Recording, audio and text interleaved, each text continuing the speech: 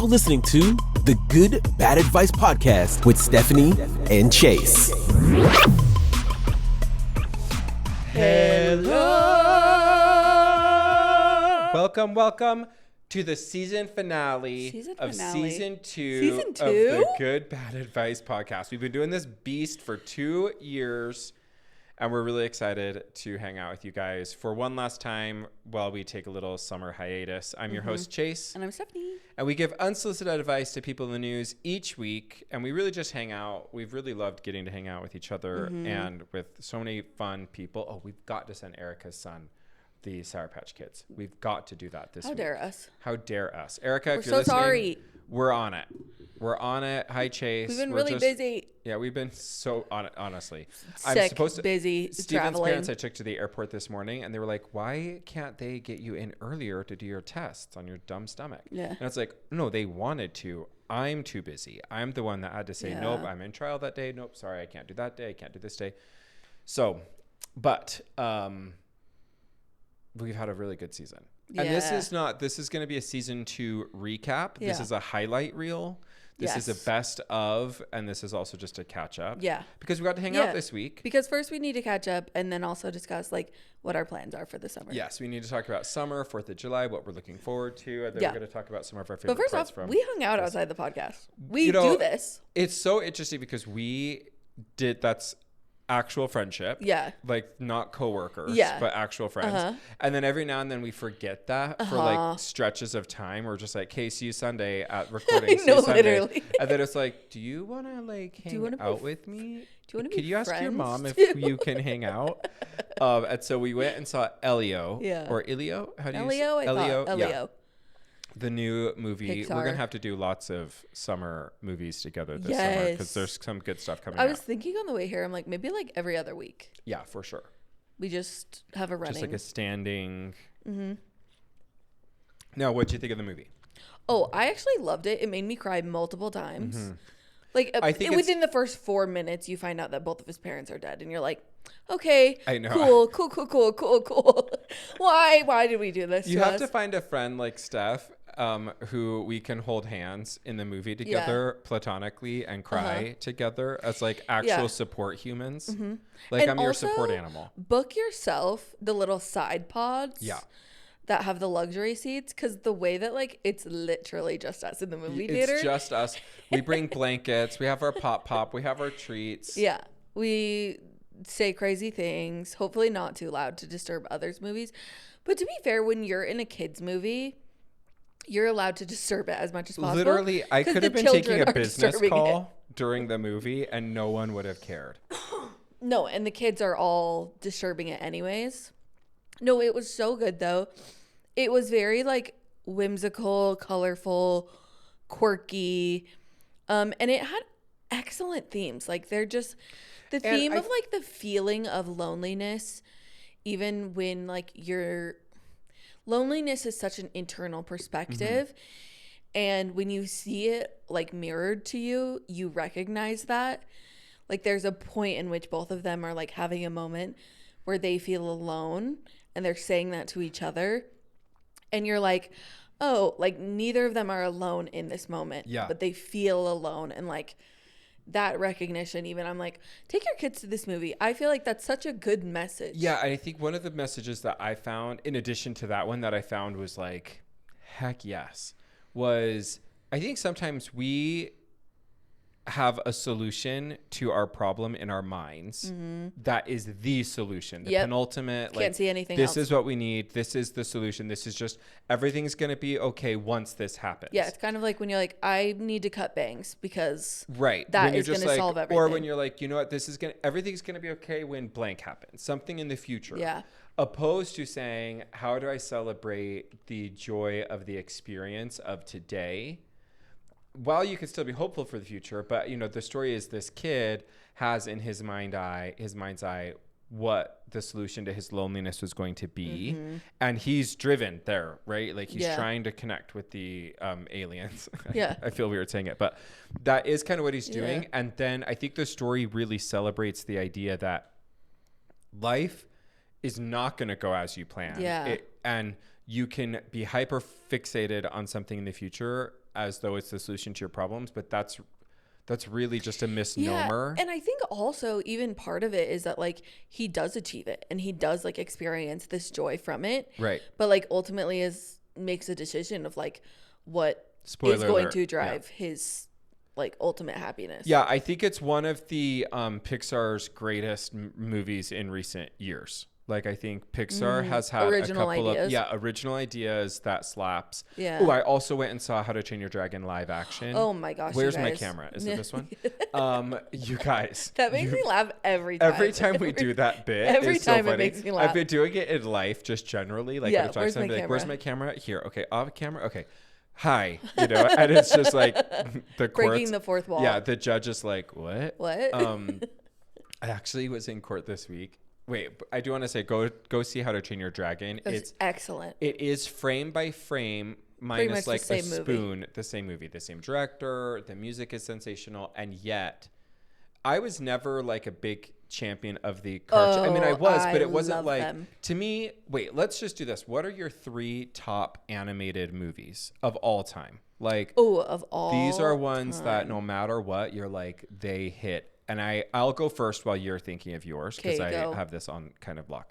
1, Inside Out is the best animated movie of all time, ever and always. 1 and 2. I combine them together. Yeah, like I would say that franchise. Okay? 2, Toy Story for me. All 11 movies that will likely come out of this one franchise are fantastic to me, because just the concept. I remember going to the very first one in the theater as a kid and being blown away at the concept of my toys having this life when I'm not around. And it's genius to me. I think it gave rise to Cars. I think it gave rise to like Planes. I think it gave rise to some of these other spin-offs based on the concept of something coming alive that you just would never think. Yeah. And then if I were to pick like probably my favorite Disney princess one, to me it's Rapunzel. I think the music is amazing. Sorry, Tangled. I think the music's amazing. I have it on my iPad. I have movies that I just keep there for if I'm traveling or if I that's smart. I have like a bank of them, and that's always on because I think it's hilarious. I think Flynn Rider's really funny. I think the music is really great. I think the storyline, it's kind of cool. Anyway, so those are my 3. Inside Out, the I Toy would say Story Inside franchise. Out too, or like Inside Out as well, the franchise. And then the ones that first come to mind for me, Peter Pan. Really? Like OG Peter Pan? OG Peter Pan, I think, is like one of the most whimsical ideas. Cool. It's so colorful. There's like all of the storybook nature in it of like mermaids and pirates and an island and like not a forbidden place, but like a place that exists in the stars. Like that to me is like a penultimate story. And then if I was to pick a princess, like my head is saying Beauty and the Beast, but like my heart actually says Little Mermaid. Like I think too, like what was so magical though about animated movies, and I think Elio did this really well, is like the spectrum of color that you can find in an animated movie to me is like color is joy to me. Like hence, yellow this and yellow, like Elio was full of color and life. Yes, agreed. And I just think that's like something that animated movies do so well. And they're like so vivid and like saturated. I feel like there's movies so like many times these days where it's just like not very saturated. It's a little grainy to make it kind of feel like real life. And I get that. But I'm like, I want it to be Technicolor while I'm watching a movie. Yeah, I was just looking up because I wanted to see the date of Beauty and the Beast and the date of Toy Story. Because now that I think about it, the concept of like inanimate objects being persons or having personalities was really originated by Beauty and the Beast. I'm going to say something controversial here. Okay. Beauty and the Beast would have been my top, except the live action. Little Mermaid would have been in my top as like one of my Disney princesses, except for the live action. Like I actually think the live action in some of these movies is ruining the original for me. No more example of that though is Aladdin. Aladdin is spectacular, and then the new version of Aladdin with this new kind of agenda and the new songs and the Jasmine who's like, I'm gonna stand up, it just tarnishes like the goodness of the purity, which is what I loved. How to Train Your Dragon did not. Do you know what I was thinking the other day of why Disney might be doing all of these live action remakes? To extend the copyright on the live action. I don't follow. So essentially, like, obviously copyright lives for like 125 years or something like that, and the only reason why it usually gets extended is because Disney extends it, like it lobbies for it to get extended, which is why Mickey Mouse was like, I think Mickey Mouse like just expired his copyright. So I wonder if, so that people are not making remakes or live actions of like Beauty and the Beast, they're making the live actions to keep the copyright, to like essentially extend the copyright on like a live action of the movie. Interesting. Does that make sense? No, yes, and no, because to me, I don't understand copyright law enough to know what does reactivating or extending copyright require. Well, maybe it's not really extending, but more saying like, we have copyrighted a live action of this original story. I'm embarrassed that I don't know copyright law as well as I should, but I only took copyright law like is just not one my like First Amendment job. Class, and But to me, that doesn't explain why learned. you have to mess with the originals. Just make the originals the originals. If you're going to do a live action, just the original. If it's problematic, who gives a F? It's live action of that. Like, I just don't like them messing with it. That's what I'm saying. I don't like what they did to Jasmine. I don't like how they kind of messed with the Ariel of it all. And they mean like that was kind of controversial. Not her race, but just like, again, this sort of like there's additional music, and then there's Lin-Manuel Miranda has to be involved. It's like, why? The fact, like, I just want, that's what How to Train Your Dragon did so well to me. I agree. Like, the frame by frame, I want it to be the same. That's what I want. And that's what I'm saying. I actually think the reason why there's a lot of remakes happening is because millennials that grew up on the nostalgia are helping to bring it back into the live action. But I just saw they're making another Stitch, and I'm like, nobody asked for that. I saw, yeah. No, I don't think anybody asked for that. No. But I will say I'm really excited because this week we're going to Jurassic Park, the new Jurassic Park movie.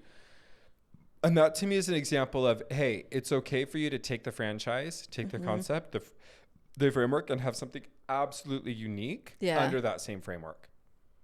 We don't need to try to like, if you were to be like, we're going to remake the Jurassic Park and have it be basically the same thing, but make it like different characters. Different character. I would just be turned off by that.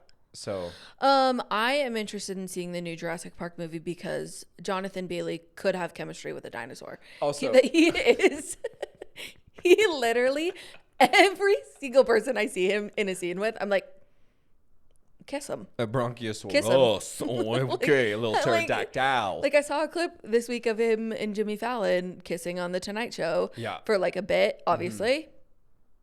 But I was like, no, and he could have chemistry with a brick wall. No, like, my favorite, give him a velociraptor to smooch on. Also, a little tidbit that I saw on social media about Jonathan Bailey and Jurassic Park is that, did you know Jonathan Bailey plays like the oboe? And he actually plays the oboe as part of the symphony for the soundtrack for the score of the movie. Like, this is what I'm saying. Jonathan Bailey has chemistry with everything, even an oboe. Like, I want to say, hang on, I have to make sure. Jonathan Bailey. He is. Music. And the girlies really lost one on that one. That's really a rip for us. But I'm happy Pride Month while it's still going on. Okay. Oh, sorry. It's clarinet. Oh, clarinet. He plays the clarinet, and he plays it on the reunion, which is so good. Yeah, no. But it was really fun. Like, honestly, I think people need to be spending more time and putting more effort into their friendships because that matters so much. No. Like, in the summer, I know we're all taking care of our kids. Don't forget about your friends because we need each other. That's the only way we survive summer. Your kids out of school. Get in a group chat about Love Island. Can we talk about Love Island for just a second? Yeah, of course we can. Okay, sorry, Love Island spoilers. Spoilers, Love Island. First off, hi, Gabby. We have a group thread, Stephanie, Gabby, and I, and it's lit. Yes. We do abide by like the good invisible ink while we're putting our thoughts in so that we don't have spoilers. That's a really good tip. That's some good advice. Good advice. We should have a podcast. Live your brand. Here's what I'm going to say about this season. Last season had more iconic characters, for sure. The contestants were made. This season has more iconic content. Yep. Meaning they know that I think the contestants aren't bringing it just innate. Yep. And so the show is creating the craziest scenarios. And let's say your favorite person on the show, guy or girl, you're going to say it on the count of 3. Oh, favorite person on the show, guy or girl? Yes. Oh. Okay. Oh, I'm so torn between 2, but I'm going to just go with my gut. Yeah. Okay, sorry. And when I say favorite person, I mean the person I want to watch on my screen. I know who yours is. No, you're wrong. Okay, 3, 2, 1. Sierra. Oh my gosh, Amaya. Amaya is the best. Some of the best TV we've ever had. No, I think she's so annoying. My gratitually. Especially in group settings. Like in her, when she is alone by herself, iconic, so funny, singing to herself about, I'm not perfect, but I'm gonna love myself anyway. That's so funny. When she is interacting with other humans, fast forward. I cannot watch it. Let me push back. Did you, on Friday's episode when Taylor picks Clark? No, I find that so insufferable. Amaya when she is Taylor. When she is reacting more than the person who is standing there, iconic. I think it's so annoying. Oh my gosh, iconic. Like it's making the moment about her more than who it is actually about. Neither of us picked Olandria. No, I do love Olandria. I love Olandria and Amaya. No, but and after last episode, seeing Sierra run to Nick. Yes. Oh, she's a queen. And I actually do really love Nick too. I know that's like I don't know if that's a bad take. I was like Nick as well. He's my number one guy. Nick with Jonathan Bailey. Like I would ship Nick with me and Olandria. I was living for that little. And then did you see everyone on social media doing like RIP, like funeral posts with the doves of their relationship? And who's your least favorite on the count of 3? Hang on. Oh, yeah. Okay. 3, 2, 1. Ace. Yeah. The problem with Ace is he's a terrible person. Maybe though after the last episode, it could be Taylor. Yeah. Taylor is not doing well right now. I'm excited to see him on tonight's episode. I'm excited to see the fallout. I just think what is so weird about this season is like they have not had one normal recoupling. Not one recoupling where they just stand at the fire pit and choose their person. That's what I'm saying. I'm saying this season is not about very interesting or dynamic people. The show is supplementing the deficiency in the characters. With these weird, now we're going to bring in someone else and we're bringing in Megan Thee Stallion. Like they've created all this stuff around the show because the people themselves, I don't believe, can carry it at this point. Who do you think is going to win? Wait, 3, 2. Wait. At this point. I mean, okay. 3, 2, 1. Nick and Sierra. Yeah, Nick and Sierra. I think now the rumors and nastiness are that Ace and Shelly knew each other before, that they were in a couple before, that Ace had his little social media, which is actually really funny to watch. Yeah.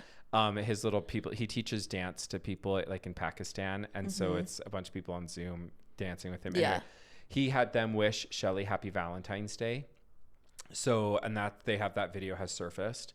And so I don't believe that they didn't know each other. I do believe that they're playing the game, which makes him even more insufferable. Yeah. He is the reason. No, I did not like Jeremiah, so I was okay with him getting out. I think that he literally is trying to vote off people who are threats to his game. Which is why last night or 2 nights ago, he said, I think Coco should have a chance because he knows Olandria is a favorite. Has a lot of cachet. And also now looks like a victim in which you're going to have the support of the public behind you because they all root for the people who feel support. No, I think Ace is a mastermind. Now, what I will say I would love to vote. I would love for America to vote off Taylor and Ace. I would love nothing more. That's what I'm thinking. I'm thinking America. Now, they didn't tee it up on Friday. They typically do like America, the decision's up to you, blah, blah. I wonder what will happen. I wonder if we'll have an America Vote tee off tonight because Sunday's their highest. Yeah. Sundays and Fridays. Have you seen all the bars, by the way, of people watching Love Island? No, there are bars. I want to do that so badly. Same. If anybody knows, if anyone's in Salt Lake City and they know of a bar or a pub or a restaurant that does like a Love Island night, I would go in a heartbeat. Oh, so easily. I would bring my parents because they love Love Island. Yeah. Oh, speaking of, I took my parents to Valters. We should just do it at your house. A Love Island watch party? Yeah. I'm okay with that. Okay, I took my parents to Valters this week. Ugh. For like a belated Mother's Day and Father's Day, they'd never been. Oh, they're going to be frequent diners there. Oh, when I tell you, the minute the little bruschetta came out, and it was just complimentary, and then the garlic buttered oil dipping sauce for that, which my dad was just like, my mom and I got the vanilla. Your dad just went, ooh. Yeah, my dad got the lemon my gelato. mom and I got the vanilla Italian sodas, which is delicious. No, they're We did insane. the pasta samplers. We did the Caesar. We did multiple mains. Like it was. Then we ended with, and they do the lemon gelato on fresh peaches. I don't love their Caesar. It's too anchovy to Not me. me. I love it. I love how salty and briny and it it's is. also it's very briny. Yeah. That's a good way to put it. But that's like a good, to me, that's a good Caesar because it's supposed to be anchovy. I love like a dressed Caesar. Yeah. So like a Texas Roadhouse Caesar is. I actually think Caesar's my favorite like salad. top pyramid. I would rather Caesar salad than like a Cobb or a vinaigrette or a spring. You know what we are missing in Utah? Like a good chicken Caesar wrap. Okay. Where can I find one? In addition to telling us where we can watch Love Island, where is a chicken Caesar where wrap? Where is a chicken Caesar wrap with I would take a grilled, but a crispy chicken in it. Like there is a video that I think I have sent to you before where this girl's like, woke up hungover, but you know what's gonna fix it? Chicken Caesar. She like turns around her chicken Caesar wrap to the camera. I've wanted a chicken Caesar ever since to recreate. I need a chicken Caesar wrap. Please. Okay, and also, but you know what? How do you feel about egg salad? I love egg salad, but I make a really good egg salad. You know who's the president of the egg salad? Who? Margot. Oh, yeah. She loves the 7-Eleven Margot loves the 7-Eleven egg salad. Hey, Marge. I miss her. I do love her. Yeah, I'm actually going to lunch with her this week. Busy. You busy dang. We're going to go up. It is kind of, we're going to grab food and go up to Waterford where her mom has like a in memoriam bench. And so we're going to hang out there. Okay. We go to Valters. Yes. And the waiter was super, super nice, super, super friendly. And sometimes that is not the case at Valters. Sometimes they do treat you a little bit like garbage. Yeah. But that's part of the charm. Them. Yeah. But our waiter was just like so nice. Yeah. And so I filmed him doing the little spun honey and whatever else, the sea salt on the ice cream. And he is like putting on a show. So I'll put it on the thing. Yeah. It's like one of my favorite videos. He's like over the top, a little Salt Bay, a little like ding ding ding, a little show. Anyways, it was such a good meal. And my stomach has still been awful for those that are listening. Actually, those that are listening. If you have any information about Crohn's disease, that's what the doctor thinks I have, either that or cancer. Yeah. So we'll find out in a week. Pray for me. That's probably also why we're going on break is my personal life is just crumbling. I physically have not been well. I have not been able to like hold down a real meal. In love more than ever. In love more than ever, and yet it's not even like your personal life. It's your physical body. My physical body is like your personal life is actually tanking. Quite swell. I've lost so much weight. Like it was like, wow, we're so proud of you, and now we're like, wow, we're so concerned. No, Steven's mom was like, I took her to the airport. She was like, oh my gosh, when I saw you last week, I thought there's no way he could lose any more weight. And then you look even skinnier today. And I was like, thank you. It's not a choice. It's such a double-edged sword. I mean, I don't feel as bad for you for people being like, wow, you're so thin. But like either way, but at the expense, people will be like the expense of why I've lost this weight, like at the method, first off, it's not sustainable. Hopefully I can just put it right back on when I can start eating again. And two, the horrific abdominal pain that I have constantly. No, I woke up with a tummy ache the other night and I was like, ugh. Imagine having that all the time. Yeah. Not the same because you woke up. which means you got to sleep. Anyway, but I will say I was able to, I mean, I did have to use the bathroom immediately in the Vaulters bathroom, which I didn't send you. They had a Pura in there. I took a picture of it. They did? Yes. Slave Vaulters. I took a picture of it. Dang it, I meant to send it to you. I'm going to bring them some Pura refills next time I go. Son of a beast. And I have your My Labubu in my car, except I took Steven's car because I had to take his parents' thing. But I put 2 because I didn't know what color you wanted, and they have a little code on them. So you need to tell me what color. Remember, but to be fair, you were gonna look at what color. I told you on Tuesday. Okay. And you didn't. What are my color options? You gotta just what's look the on kind the of things. them? Well, I have a C like and I have macaron. Have a C and macaron. Yeah. Okay, I'll look at the brands. Okay. I'm the trying jokes to I've made about Labubus this week, though. The what? Oh my gosh. What jokes? Should we come to the podcast as Labubus for Halloween and only just Steven go like... Steven wants us to come as a boobs, like a giant T-shirt, and I'm Steven, boobs, that's right? And you're boob, right? Such a good idea and so inappropriate. I know. I'm proud of you. I live, laugh, love it. But a Labubu, and we go... That's how my Labubu talks. I would literally order a Labubu, like, costume. I'm confident Labubus will be a big costume this year. Yeah, me too. We're in. Dang, I was going to say something else.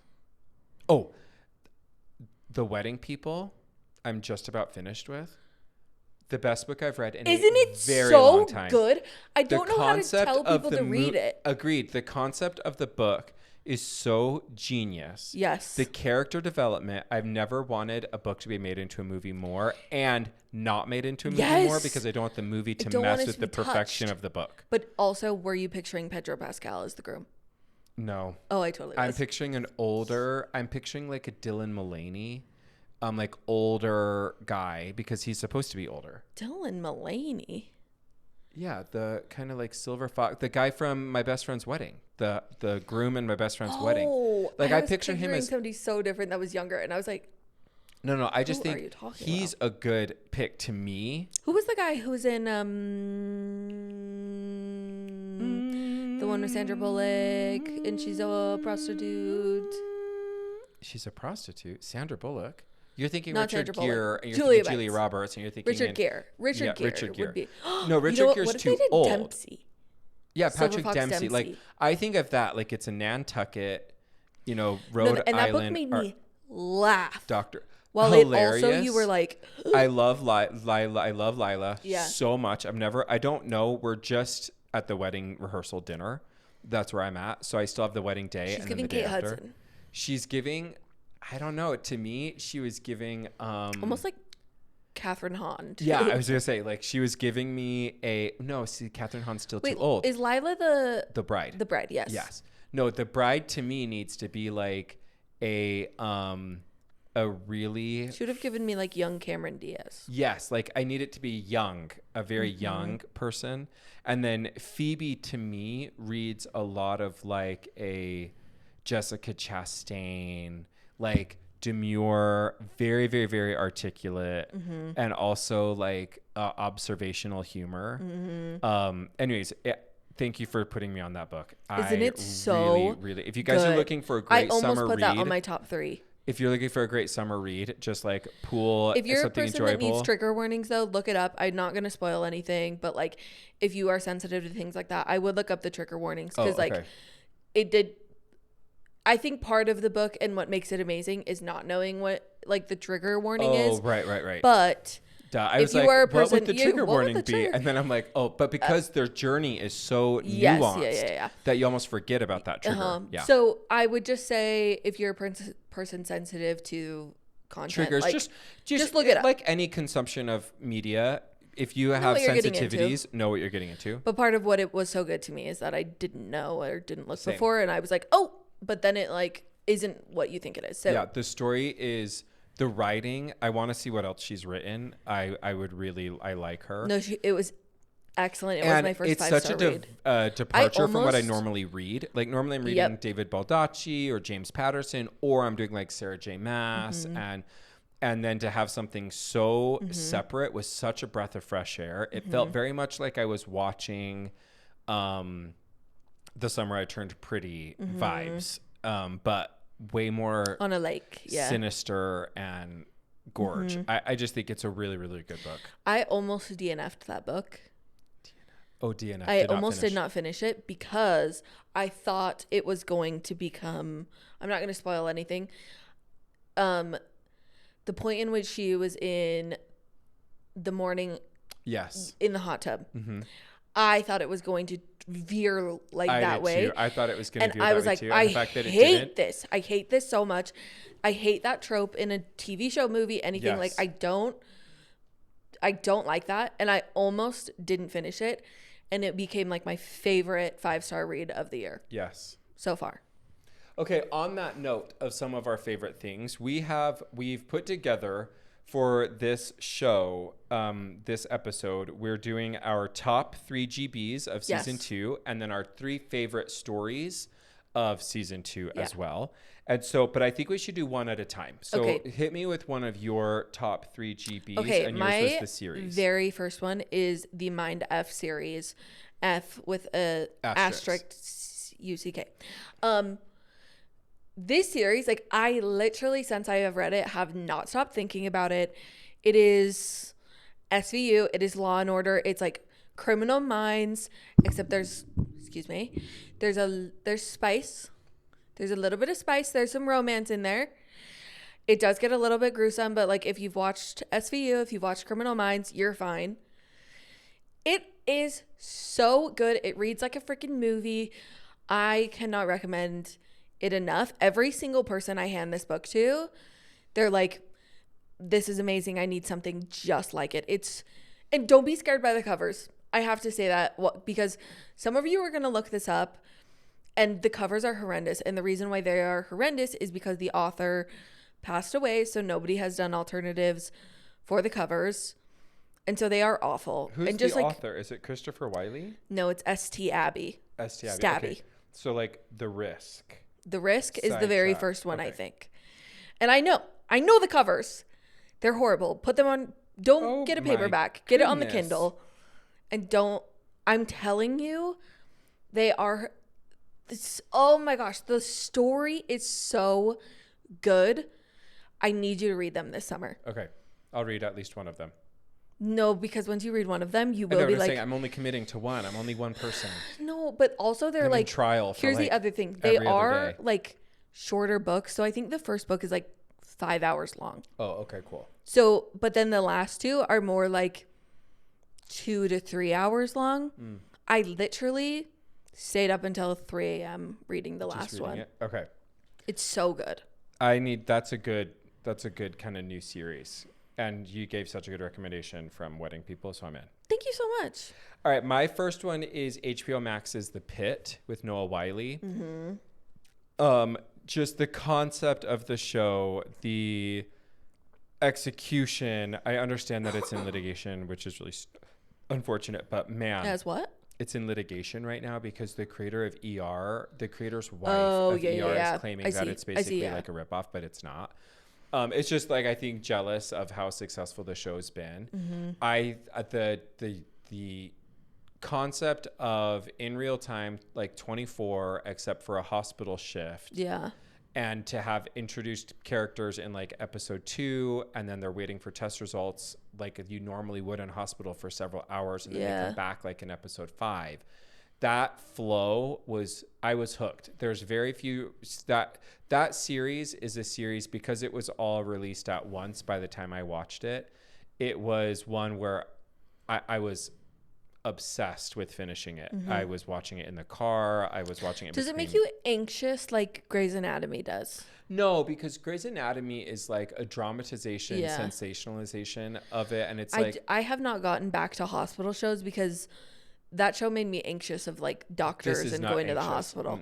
This is kind of like celebratory, and it really does make me like view Cassie so much better in a way. Not that I mean, she's an icon, queen. Respect your nurses. Yeah, but I'm saying the concept of like she's an ER nurse, like, and then to see what that life is really like is wild. And I'm sure it's not totally accurate, but from what I've heard, it's actually pretty accurate. It's not 100%, but it's, you know, it's it was really good. So that, and I pretty sure it got picked up for season 2, like before it even finished airing season 1. So The Pitt to me is was the best new show that I watched. Yeah. For sure. Okay. On HBO Max. My next one is Piranesi. This is, I recommend the audiobook specifically because the narrator was exceptional. This is also getting made into a claymation style movie. Oh, that's right. Okay. And it is literally unlike anything you have ever read. You're going to start it and feel extremely confused and just like lean into that confusion. Like the feeling that you got when watching Inception and you're like, I don't understand what is happening. Lean into that feeling. Cool. And just like let yourself discover along with the main character what is happening. Mm-hmm. It is, I can't even talk about it more because I can't, like, the confusion is what made me love it so much, to like have to resolve what is happening with the main character. I often, when I was listening to it, was like, I have no idea what's going on. And I would like go back a little bit and then be like, no, I still have no idea what's going on. But I just kept going. This is one that like the narrator is so good. He's a famous actor. Can't remember his name, so sorry about that. But when I finished the book, I was like, oh, I should listen to more by this narrator. And then I was like, oh, famous actor. I do understand now why that was the case. It just, I can't talk about the plot at all, but I will tell you that you need to listen to it. Oh yeah, it's oh no, I don't it's know like how to say his name. Tuel Ejiofor. Shoot. I hate You would recognize him as like a bad guy in most things, I think. He has bad guy eyes. Like, you know what I mean? Like he just has a bad guy look. Yes. Although he's the guy that was in like 12 Years a Slave, Bridget Jones's Diary. He plays the friend in Doctor Strange. Oh, yes. He's in Venom. He's in 2012. He's one of the guys in Love Actually. Yeah, he's like a pretty famous. He was in The Martian. He's one of the voices of Lion King. Yes, Secrets you would in Their absolutely Eyes. recognize this person if you saw him. Okay. It's so good. Now, I did another show that was not the show that the Pitt was, I was so obsessed with finishing it. Like I binged it. That was a true binge. Grosse Pointe Garden Society was the show that was it's the same creators of Desperate Housewives, very Wisteria Lane coded. But that was one that got released every Saturday, which was super weird to have it be released on Peacock on Saturday. Yeah. The whole season's out now. You really don't understand. They're time jumping a bunch in the story, so you're trying to piece things together. But man, it was the show that I was so excited for new episodes to come out. Enjoyable, funny, kind of like TV 14, like OC vibes from when growing up. But oh my gosh, it's clearly set up for season 2. They have a whole new storyline coming. But does it kind of give like Riverdale vibes? Yes. No, like more sophisticated? More sophisticated, a little bit more whimsical and fun because it's a garden society. So they're also competing to like have their garden win. And so... I think you got me on that one. Yeah. So like the concept, so it's this garden society. Yeah. Like a club, and they're trying to have their garden win, and someone's dead. And you don't know until like 4/5 of the way through the season who the person's who's dead. Okay, yeah, and how then you felt how they died and then what really happened and what's the cover up. So you kind of have multiple storylines working, but they keep it light by having the garden and oh no, the geraniums. Who wants the geraniums? You know? Yeah. And it has the black actress from How to Get Away with Murder. The younger girl, she's in it, and so she I think it's fairly well stacked with like C-list, D-list actors that you would recognize that were all like pretty dang good. Yeah. And so I think it's a good Grosse Pointe Garden Society. Okay. Yeah. Amazing. Okay. And your final and you have your honorable mention. So you have 2 more. You had Shrinking season 2. Oh, Shrinking season 2. I was like, what is my final one? Yeah. Shrinking, I actually think is the best show on TV, and like I think I would even put it above Ted Lasso. Really? Because I'm a person who loves therapy. Yes. And put that on my gravestone. I genuinely, this is a crazy take. I think that was the role Harrison Ford was born to play. Oh, I was just watching a thing about how like a bunch of critics of like the Emmys and Golden Globes were really mad that he didn't get nominated. And so then pissed. I saw a thing that had said, if he does not get nominated for season 2, it's like we're revolting. Like he was phenomenal. And I agree, he was phenomenal in season 2. Put on the earth to play that role. Not Han Solo, not Indiana Jones. It's this old curmudgeon therapist. I genuinely think like it is. And he does it perfectly. Oh my gosh. He plays it, and he's such a good foil to Jason Segel. Yes. And then you have just the talent in that show. No, it's so good. It has so much heart. So much heart. I was just going to say that. They have a way also of like building tension, but like to a place where you're like not unnerved. Like, and it's so real. It's like realistic. It's real life. It's real characters.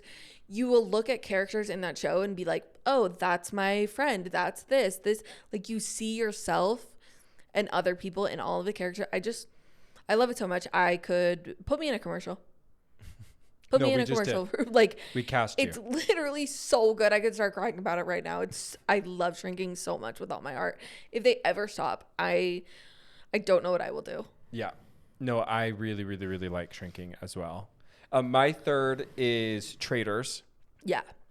We loved talking about it. We loved the Tom Sandoval. They've just released the new cast. So I feel like Traitors season 1 was a big part of season 1 of our show. Yeah. And then season 2 is really part of it.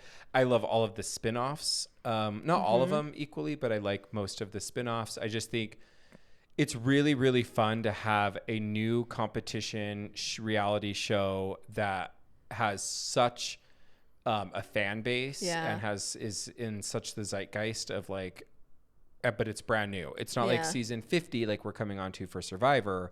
We're at season 2 and it has a lot of hype. Yeah. It's kind of like Get Me Out of Here, which I liked. That was a new season. Extracted. Like they have a couple of these shows that are trying to have new kind of reality competition shows, but ain't nobody going to do it like Traitors. And I'm really excited for season 3. I think the new cast, I cannot wait for Donna Kelsey. I cannot wait for Monet Exchange. Like I'm excited. The show, Alan Cummings is amazing. I think I said this last week. I am dying for a season where it's half normal people and half celebrities.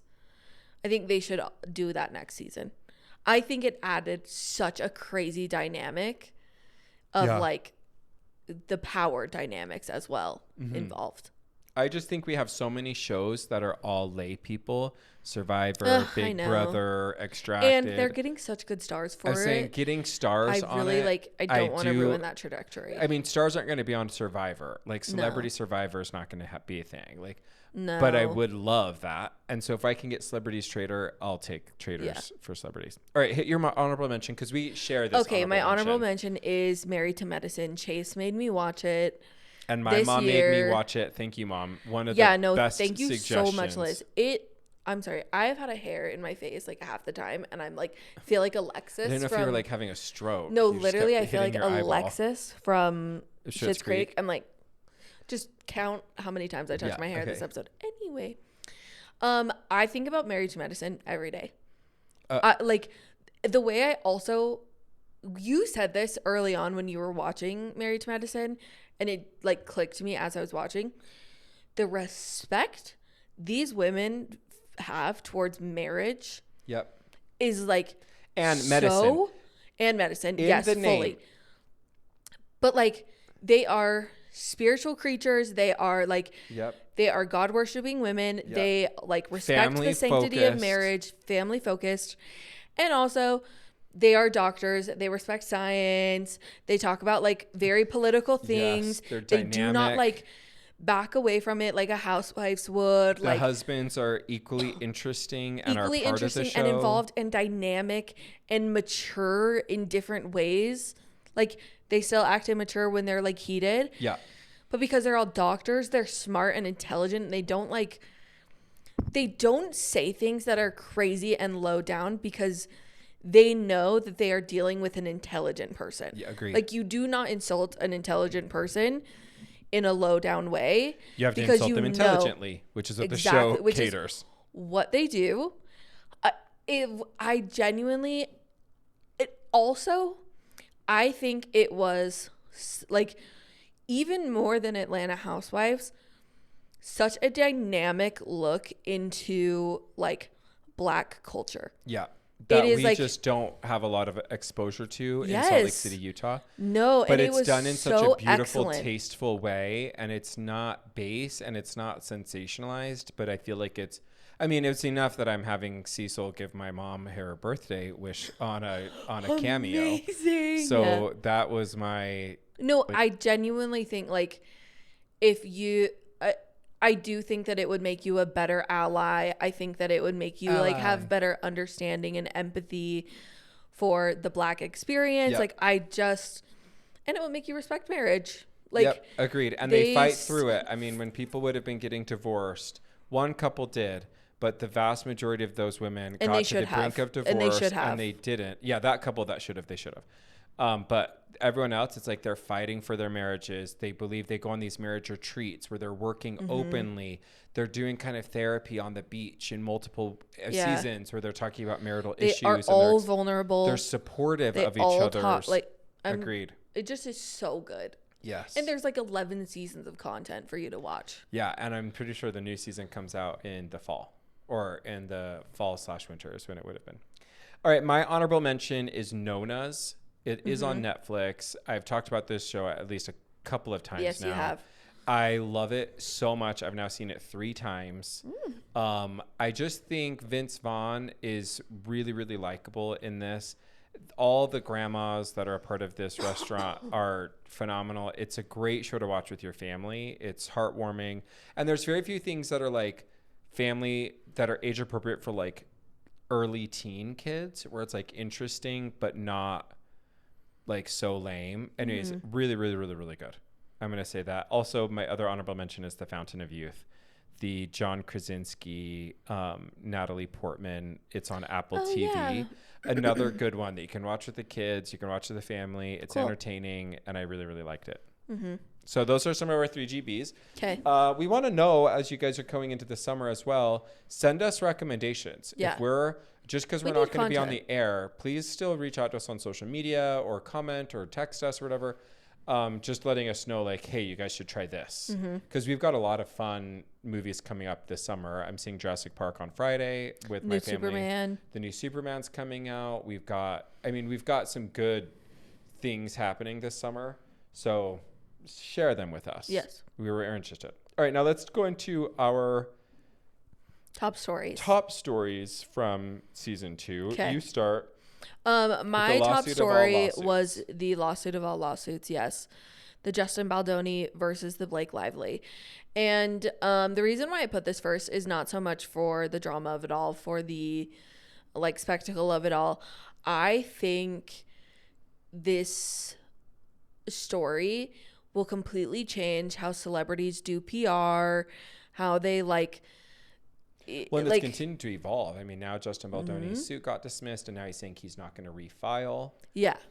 It's I think so interesting. They both reached a like critical point where they were like, this isn't helping either of us anymore, and like pushing the agenda of like my side or your side is only going to worsen the situation. Like people were getting too fatigued. It was not getting to a point where we were like still excited about it. Like maybe the Amber Heard Johnny Depp situation. Like we were getting to a point where we were like, you guys need to calm down.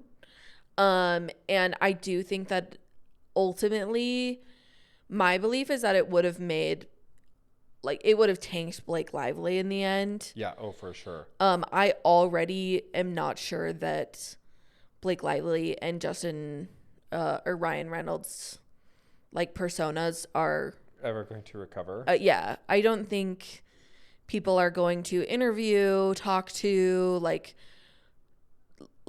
even I would say like a good move for Blake Lively might even be like call her daddy. Like to go on a podcast where she can be like very human. I don't even think that like Call Her Daddy would want her on there. Like, I don't think that people will want the spectacle. Yeah, she's a little radioactive. I don't think people are wanting to touch her. Yeah.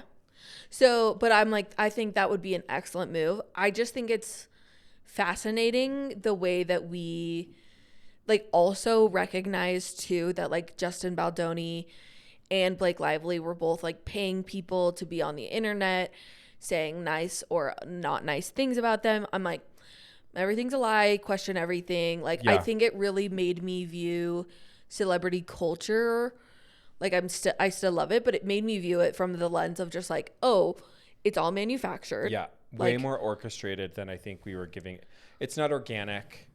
It's manufactured. And also you can tell now when it is more organic. Like, I even look to like Lizzo. I think her PR is very organic. I think like, because she is the one who is active on her social media. She is the one who is posting all the time. And she's willing to take it good or bad. Yeah. And she does, no matter where she's at. So like, I view those people as being more genuine. But even to that point, like, that is their PR, is to be more genuine. But like, are they? Or is that still like a persona on Instagram? Right. Anyway, I just find that fascinating. I think it's totally changed how even we talk about celebrity culture. And that's really exciting. That was exciting for me personally, just because I was an attorney, looking at how the laws were operating, and then also looking at how they were leveraging the news outlets, different news outlets, pre-releasing certain portions of it. So like hours before the lawsuit hits, we've got a whole People magazine or New York Times, and then those get sued. Yeah, it really was so interesting. Yeah. And also as like a tangential to the Taylor Swift of it all, like all of my enemies started out as friends. Yeah. And I think there's like interesting dichotomy in like celebrity relationships and how there's like falling out and things like that. So okay, mine is very Wicked. I had to pick a Wicked something because Wicked was so central to our experience. Yeah, and so I can't believe neither of us put that in our GBs. Well, I didn't put it because I thought had about a story. it. Yeah, okay, yes. Because I picked the Wicked dolls. Yeah. Do you remember the Wicked dolls that ended up having a link to a porn site instead of to the Wicked movie? Silly. I just think that's such a funny, like, a little asterisk on. There was so much PR, there was so much press with the movie, there was so much like, whoopsie. Oscar buzz, and so all of that, you know, of course, like you know, the finger and the Cynthia Erivo touching and holding space for and whatever else, like all of those things were really funny. But to me, the funniest kind of PR, I don't know why this thing is like it's wobbly today. Mine is so too much. I feel like I don't know why, but it's making me... You're talking so loud. You're wobbling. But then I'm just like, oh my gosh, it's wobbling. And then it's making me feel dizzy. And I'm on these meds that make me feel a little dizzy anyway. So it's only Mine's like bouncing exacerbating too. things. Okay. Anyway, I think of all the PR things that were connected to Wicked, the dolls, someone got fired. And that person has to tell their next employer that's because they did not check and the website URL. We did not know which URL we sent. I used to get so funny, and Wicked will be my personality come the fall. My poor wedding, because like I'm excited for the wedding. Like, we've actually changed the colors. Everybody has to wear pink and green. Everyone has to wear. You have to come to the Emerald Instead City. of black, you have to be in Wicked green by or the way, Wicked we pink. got invited to Jordan Page's summer soiree, and it's Wicked themed. So if we want to go, it's green. So we can absolutely hit that up. I think it's August 20th. Yeah. I actually am not supposed to say anything else about it. It says in the invite it's supposed to keep it quiet, so sorry, Jordan. Sorry. I just think that was one of the more funny, like, little parts of that. Yeah. Okay, going in the opposite direction, your second story. Which Maggie one was this? Smith. Oh, you guys, do you remember when we talked about this? I think this was like the first time we cried. We cried on the podcast on the episode when Maggie like, Smith both died. And you know what? Nothing, even the Downton Abbey movie didn't prepare me enough for Maggie Smith dying. They literally said, "Hey, this is coming. She's gonna die." Impossible. McGonagall doesn't die. She'll never die. Into another animal. Thanks. She'll actually just be reborn into a younger, newer Julie Andrews. Right. No, that was the worst. Yeah. And I had to put it because I do think it was the first time we cried on the podcast. We have such like a connection to her because of Harry Potter. No, we're Harry Potter lovers, and I know that's like unfortunately a millennial trope. Well, a millennial trope, and also like not a very pro take at the moment. Why? Because of J.K. Rowling? Yeah, because of J.K. Rowling. I'm on J.K. Rowling's side. I don't care. Cancel me. Not me. Yeah, we're different on this camp, which is why the show, our listeners should know that we are very politically antithetical to each other in a lot of ways. I mean, we do have more opposites. We air high five from our sides. Yeah, we're like, hi, still love you. There's still some things that we are agreeable on. Yeah, politically, but like, I'm never ashamed to be a Harry Potter fan. I do not care what. I don't feel ashamed to be a Harry Potter fan. But I know that it is politically charged. People feel that it is. Yeah. To be a Harry Potter fan. Like, okay. Going back to Maggie, we're very connected with her. We're very connected to Maggie Smith.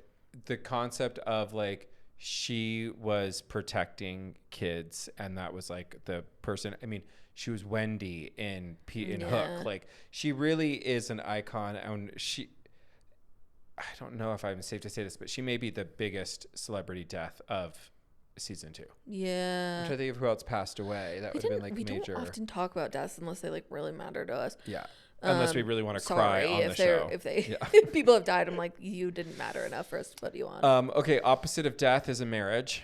They say deaths and marriages, deaths and funerals, weddings and funerals. So I loved when we talked about Lana Del Ray marrying the alligator trainer, alligator tour guide. There's something about, I'm not a Lana Del Ray person. Me either. I'm not like I guess never before you go. Summertime. Yeah. It just doesn't work for me. She's an angel of a singer. Yeah, and the fact that like she's in Taylor Swift's camp and she didn't get the Grammy and everyone was like, oh no, why? Okay, I get it. All that aside, celebrities should marry normal people more often. I loved it. I love a celebrity so marrying, and then who does she pick? An alligator tour guide. Like when we're just thinking of like British pop icon marrying someone, it would be like even like a lay person would be like, oh, a famous jockey. No, and you know what? It's so like romance novel of her. It's so like it really is. It is like it is Notting Hill. Yes. She was just in Florida. I'm on a boat in Florida, and this man is so handsome and nice. Totally. And she's just like, I think I kind of love him. And her agent's like, you can't. No. And then she's like, okay, well, I did give him my number and we're seeing each other on Tuesday. And no, I love the concept. I also love that in the wedding photos, he's wearing like alligator boots, no tie, like a weird kind of pocket chain. Like he's himself too. He didn't. It wasn't like she plucked him out of obscurity and then brought him into her world. I just know when Taylor Swift and Travis Kelce go on double dates with them, Travis is like finally a normal person that isn't wearing. Like, I'm sure Travis and him are just like BFFs. Yes.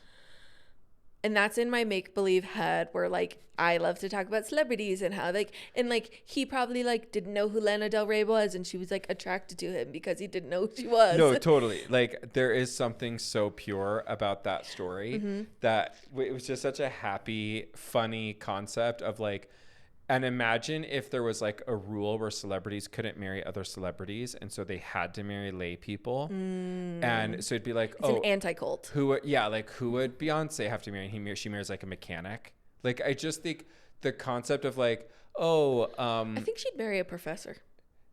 I don't know why that came to me. I don't know, or like Ben Affleck marries a male woman. You know, like I just think the concept of it is so charming. A barista from Dunkin' Donuts. He did? No, you're just saying from the ads. Yeah, okay. Okay. Your third story is one of the more hilarious. Yeah. And I'm just going to read the headline. Yeah. Or do you want to read the headline? You read the headline. Woman says her roommate thinks she's heartless for not accepting the apology letter. Yeah. From her cat. Yeah. And here's the thing, and why I love this story so much is because I do love a bit. And while I don't think that the woman in this story was doing a bit, I do think that she is a crazy person who like literally wrote a letter from her cat. If it were a bit, I would find that hilarious. If you were to write me an apology letter from Moustache or Phoebes, I would think that was so funny. Like if Phoebe ate one of my shoes while I was there and you wrote an apology letter and then did like a paw print stamp on the letter and gave it to me, I would think that was so funny.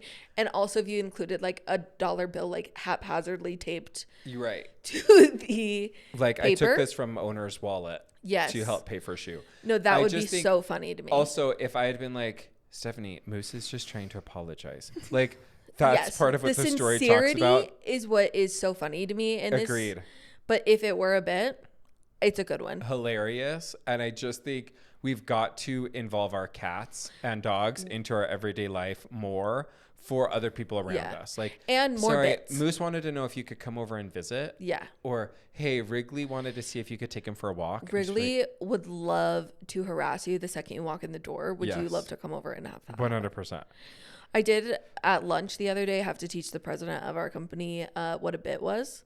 And I was like, are you okay? Like, do you need to check in? They're so lucky to have you. Because how do you not know what a bit is? Agreed. Like, I'm sure you have them. You just don't have a name for it. Right. Your life will be funnier once you start establishing more bits. Be open to the bit and commit to the bit. Yeah. Commit so far that you almost think, I should stop doing this and then go further. Right. And just push yourself. Yeah. Don't be a quitter. Yeah. Don't quit on the bit. Yeah. Don't quit on the bit. Stitch it on a pillow. My final story is Taylor Swift buying her library. Oh my goodness. That was so recent. I forgot. Yeah. I think of all of the like stories that have been like a journey that we've been on with her for years. The conclusion of that story, the fact that we're not going to get a Rep TV is totally fine. Because, or Rep. Yeah. TV. Rep TV. Is totally fine because she won. And she got our album back and we can listen to Reputation without feeling guilty. I'm not like a diehard Taylor Swift fan, you know, but I am a fan of hers and I'm a fan of her business. I'm a fan of the fact that she wanted to have ownership. She didn't. I'm confident she got paid heavily for it, blah, blah, blah. But the fact that then she created a movement of support for her to get her power back and then to get it and to win. Heck yes. Yeah. That is never stop fighting. To me, feminism. To me, feminisms, and I'm into Fearless. Favorite Taylor Swift song? Favorite Taylor Swift album? This is kind of a hot take, but it is Lover. That's not a hot take. I like Lover. I love Lover. I think mine is a hot take as well. It's either Folklore or 1989. 1989 has just so many iconic songs. That's true. And Out of the Woods is my favorite Taylor Swift song of all time. 1989 was such a pivotal moment in my life that I will say whenever I listen to it, I'm like, it takes transported. You back. Yeah. So those were our favorite stories. And now what are you most excited about for the summer? What do you got on deck? For the summer, gosh, I am just excited for like sunny weather and all summery things. A few trips planned. I am in the middle of my oil painting class and I am just having like such a freaking blast doing that. She showed me something she was working on and I was, I need to show you an updated photo because I did more work on it this weekend. It was so good. And making more invitations. I don't know if I talked about that on the podcast. Okay, so I opened up an Etsy shop. She is an entrepreneur, if you will. She's a multifaceted queen. I was looking for more creative outlets, hence like me going to an oil painting class once a week. And I've started creating invitations. Digital download invitations. Say the name of your shop so people can find you. It is Page Parties on Etsy. PAGEPARTIES on Etsy. And I have like editable templates on there that you can purchase. And if you are a good baddie, Message me before you buy something, and I will give you a discount code for the shop. And it's so talented. Thank you so much. I love so many of the different flavors. I was telling you on Tuesday, like, keep sending me ones that you're working on. I think, and it was really fun when we were out on Tuesday. She got another sale, so she's like, okay, hi, she making that money, honey. So she paid for Chick-fil-A. Yeah, I did. You did pay for the movie, though. That's true. Yeah. We're equalizers. Peach frosted lemonades are back at Chick-fil-A. Yes. PSA. Another thing I'm excited for this summer. I think my kids come out in less than 2 weeks. Yes. I'm so excited. We're going to St. George with my friend Molly and Ashley, Kim and Tara and their families. They've rented like a big old house. And so we're going to be there for a handful of days over the 24th. And then I get to do my one-on-one trip with OJ for him turning 12. So we draw a name. We have like 20 places and then he picks one and we do a deal or no deal. Do you want to keep it or go with what you went for? And then we we'll be doing some serious wedding prep. Yeah. Like we're kind of getting into that stage of, oh my gosh, we're getting married in. Yes, we'll be planning your shower. July, August, September, October. Less than 4 months away. Oh my gosh. So that is kind of a lot of our summer. And there's just something, Daybreak does summer really well. Yeah. There's so many activities. There's so many people just out. We've got scooters. We're going to be getting some new scooters. So it's just like good summer vibes. We've got a grill. And so we're going to be grilling, and trying to eat super clean is going to help my stomach. Mm-hmm. So that means like a lot of cooking from home and or Trader Joe's, because Trader Joe's is quite clean. Yeah. So that's what I'm looking forward to. And then I'm in trial. Unfortunately, I have so many trials this summer. Yeah. I don't know what happened. Everyone and their dogs' dates. I did not do them well. But I am cutting 25% of my clients, which I'm really excited about. Wow. Just to like streamline things. And the stress is creating problems too. We need to talk to you about getting a paralegal. Yes, you need to get me an assistant. Assistant or paralegal? I had a staff change this spring. So I'm just playing catch up. I feel like I'm playing catch up all the time. So I'm going to get there. Do you want me to hire you an assistant? Yeah. You can find one for me. Will you help me figure one out? Hey, any good baddies want to be? No, because I don't want to know them. I know. I need it. That was the mistake separate. Before. Okay. Anything else you want to go over before we wrap up the season?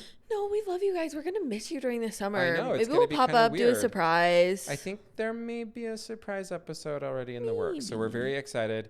So stay focused on not stay focused, but stay connected with us on social medias accounts so that we can still see how y'all are doing. We'll put polls up. We're still going to have that be an active part of our experience. But thank you all so much for listening. It's so fun that we just keep getting more and more downloads and views, and our audience is growing. And so thank you. Share this with people you love, and we love you lots. And we will see you guys the fall of 2025. Yeah. So we're aiming for that first-ish week of September. I'll be on a cruise the first full week, so we'll figure out, but it'll be around there. Love you guys. Love you. Bye. Hags. Hags. Not your hags. No. Have a great summer. Have a great summer. You're not my hag. Have a great summer, hags. Been accused of it.